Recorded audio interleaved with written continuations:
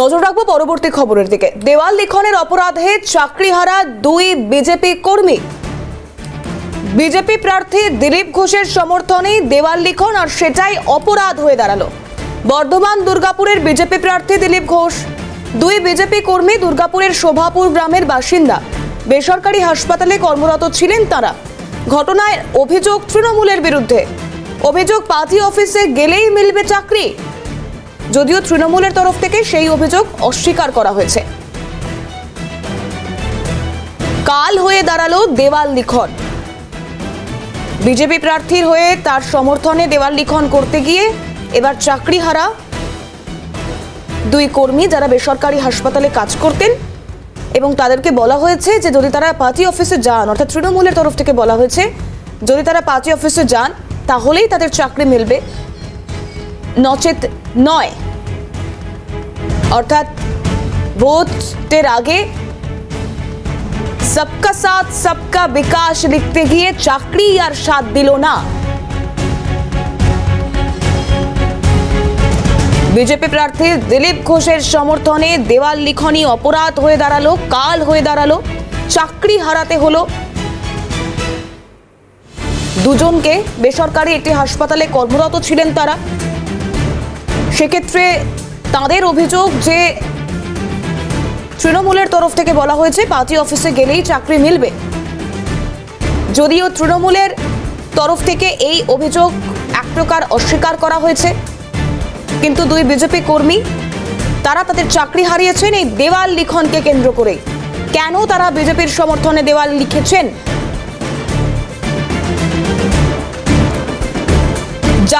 যে প্রার্থীর সমর্থনে দেওয়াল লিখন, অর্থাৎ বর্ধমান দুর্গাপুর কেন্দ্রের বিজেপি প্রার্থী দিলীপ ঘোষ কি বলছেন এই বিষয় নিয়ে শুনুন।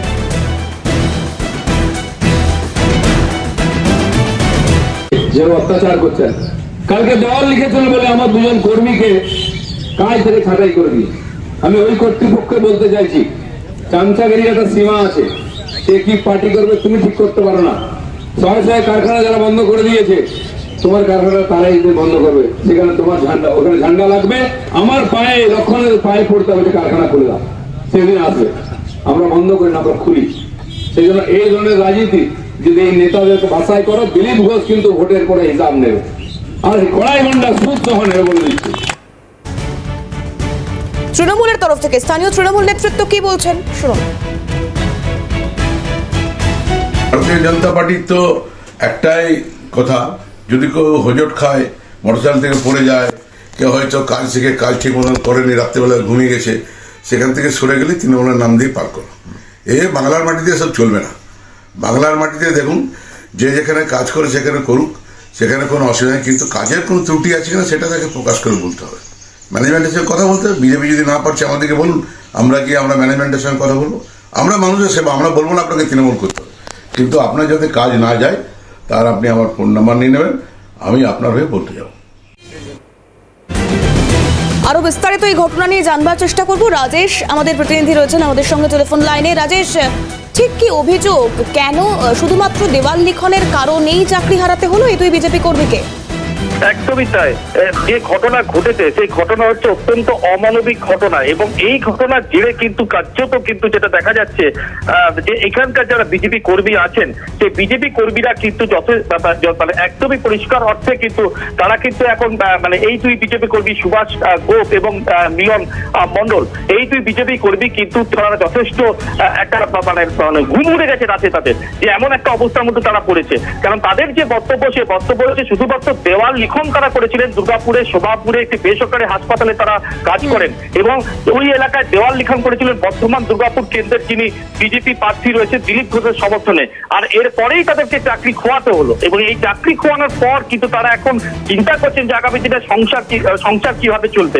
কার্যত কেঁদে ফেলেছেন আমাদের সামনে তারা, এবং তিনি বলছেন সুভাষ ঘোষ চিন্তা করছেন যে আগামী দিনে সংসার কিভাবে চলবে, কার্যত কেঁদে ফেলেছেন আমাদের সামনে তারা, এবং তিনি বলছেন সুভাষ গোপ ক্ষোভ যে এরপরে কি হবে জানি না, সংসার কিভাবে চলবে সেটাও জানি না, কি অবস্থার মধ্যে তাদের চলতে হবে সেটাও তারা বুঝে উঠতে পারছেন না। এমন একটা দুর্বিষহ যন্ত্রণার মধ্যে তারা পড়ে গেছেন এবং এর থেকে মুক্তি কোন পথে? যদিও তৃণমূল নেতৃত্ব যারা আছেন তারা বলছেন যে শুধুমাত্র হোঁচট খাওয়ার জন্য মানে যেটা হচ্ছে যে যা কিছু হচ্ছে তার বিজেপির ওপর, তৃণমূলের ওপর দায় চাপিয়ে দেওয়া হচ্ছে, কিন্তু কার্যত কিন্তু যেটা হচ্ছে সেটা সম্পূর্ণ ভিত্তিহীন অভিযোগ। দুর্গাপুরের যিনি প্রার্থী হয়েছেন, বর্ধমান দুর্গাপুর কেন্দ্রের বিজেপির যিনি প্রার্থী হয়েছেন, তারা কিন্তু পরিষ্কারভাবে তিনি বলেছেন দিলীপ ঘোষ যে এর প্রতিবাদ করা হবে এবং যদি চাকরি না ফিরে পাওয়া যায় তাহলে সেক্ষেত্রে কিন্তু প্রয়োজনে সেই জায়গায় গিয়ে তারা। সেক্ষেত্রে রাজেশ অবশ্যই পরবর্তী পদক্ষেপ কি হয় বা বিজেপির তরফ থেকে কি স্ট্যান্ডিং পয়েন্ট থাকে সেদিকেও অবশ্যই আমাদের নজর থাকবে। রাজেশ, আপাতত ধন্যবাদ। রাজেশ সরাসরি ছিলেন আমাদের সঙ্গে।